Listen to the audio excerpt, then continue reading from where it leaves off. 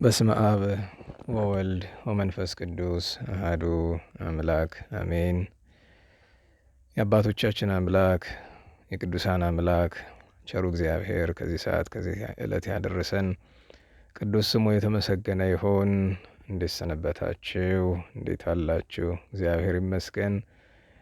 እመቤታችን ድንግል ማርያም ቅዱሳን ሁሉ ይመስገኑ።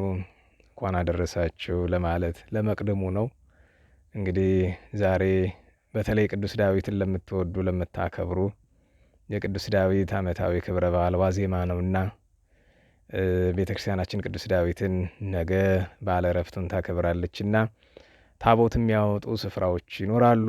በመሀል አዲስ አበባም በመተከል አካባቢም ይኖራሉ። እኛ ጋር ግን እንግዲህ በዓሉን የምናከብረው ጎንደር ከተማ ደብረ መድኃኒት አብየ እግዚእ ቤተ ክርስቲያን ላይ ነው የሚሆነው። እንግዲህ ከዚህ ዕለት ከዋዜማው ጀምሮ እንግዲህ የሚደረጉ ነገሮች ይሄ ነው ያ ነው አይባልም። መቼስ መንፈሳዊ ስራ የአደባባይ ስራ አይደለም ብዙ ጊዜና የአደባባይ ስራ የሚሆነው ማጠቃለያው ነው እና ነገ ረፋድ ላይ እግዚአብሔር ቢፈቅድ ጥቂት ነገር በዚህ በቀጥታው በዚሁ እንማራለን ጥቂት ነገር። በኋላ ግን ከሰዓት እግዚአብሔር ከፈቀደ በቀጥታው ስርጭት የማጠቃለያ ጉባኤያችንን እንግዲህ ከ9 ሰዓት ጀምሮ ለማስተላለፍ እንሞክራለን እንደ እግዚአብሔር ፈቃድ። ለሁሉም እንኳን አደረሳችሁ። አምና ከርሞ አድርሰን ብለን በዋዜማው ብለን ነበር። ይኸው በቸርነቱ አድርሶናል።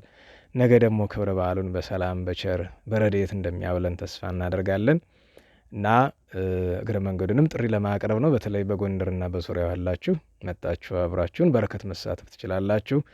በተለይ የነዳያን ስራ ላይ መሳተፍ ትችላላችሁ። ትልቁ ነገር እሱ ነው። በእውነቱ ሰው የሚያየው ተግባር ስላልሆነ እሱ ደስ ይለናል። እግዚአብሔር እናመሰግናለን እና ስለዚህ ነገ ከ6 ሰዓት ጀምሮ የነዳያን ጉዳይ ይኖራል።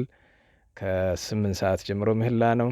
ከ9 ሰዓት ጀምሮ ደግሞ ጉባኤ ማጠቃለያ ጉባኤ ይኖረናል ማለት ነው። እንግዲህ እግዚአብሔር ሁላችንም የዚያ ሰው እንዲለን እንመኛለን። የቅዱስ ዳዊት ሀብቱን ረድኤቱን በረከቱን እንዲያሳድርብን እንለምናለን። በያለንበት የቅዱስ ዳዊትን መዝሙር እንድገም። ሀገራችን ቤተክርስቲያን እንዲያማልድልን፣ ካለንበት መከራ እንዲያወጣን፣ ሰላሙን ረድኤቱን እንዲያማልድልን፣ እመቤታችን በረድኤት እንዳትለየን ቅዱሱን ዳዊትን የአምላክ ልብ የተባለውን እንለምነው። ሌሎችም ብዙ በዓላት አሉ ነገ የምናከብራቸው፣ ነገ እንጠቅሳቸዋለን። ዛሬ እመቤታችን የእግዝእትነ ማርያም የተአምሯ የደቅስዮስ የገብርኤል በዓል ነው። ከሁሉም በረከት ረድኤት ያሳድርብን። ለቅዱስ ዳዊት በረከቱን ለመሳተፍ ያብቃን። በዓሉን የሰላም የረድኤት የፍቅር ያደርግልን።